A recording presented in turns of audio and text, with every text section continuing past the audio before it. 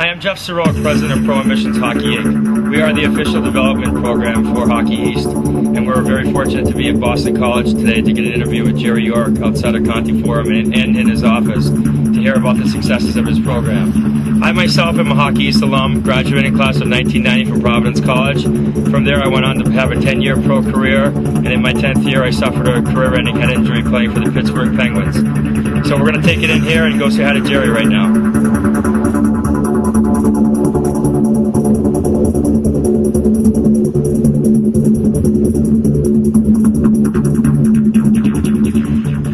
Coach York, I wanted to thank you for taking the time out to speak to me today. It means a lot to myself and my campers. Coach, personally I found my transition from prep school to college hockey much more difficult than my transition from college to pro. I'm just wondering if you could give us some insight on how you get these young freshmen into the game and transition into the fast world of NCAA college hockey. I think we talked to all our freshmen about you're going to have a real adjustment as far as the speed of the game.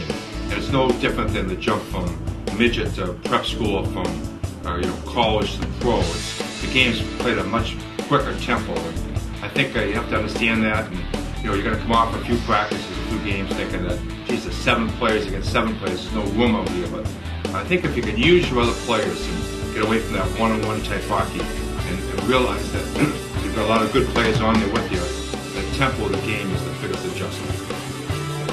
Coach York, tell me a little bit about your NCAA championship last year. I had a few of your guys working at my camps last summer, and they had some tremendous stories telling me about the celebrations, going to the White House, meeting President Bush, throwing the first pitch out at the Red Sox game. Can you tell me a little bit about that? No question. That's the ultimate.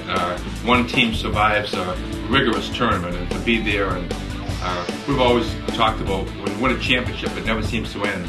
You've always have that. So we talk about BC hockey, different careers, say the 08 team or the 01 team. It just stands out that a championship is so much different than your ordinary year.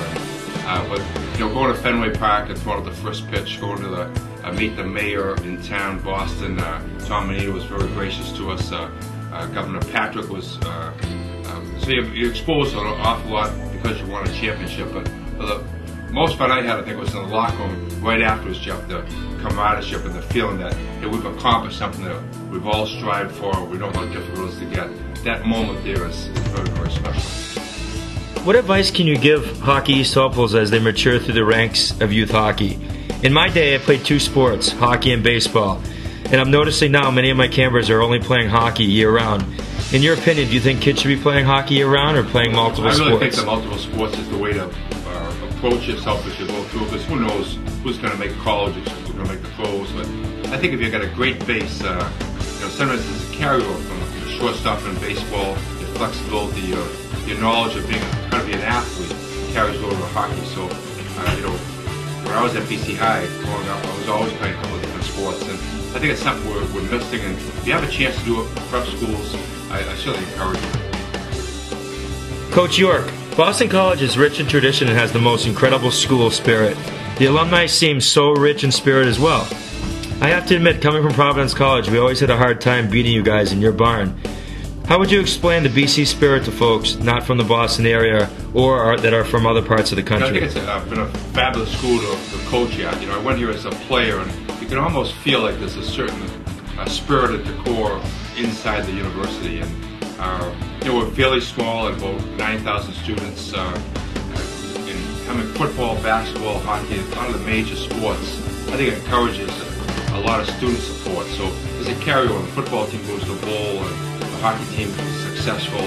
And there's a certain blend there. So it's a terrific atmosphere as far as student athletes going to university. And I think there's a kind of a feeling among our student body and our alumni that unless you're here and experience, it's hard to describe, but it certainly is there, and it's just a wonderful place to.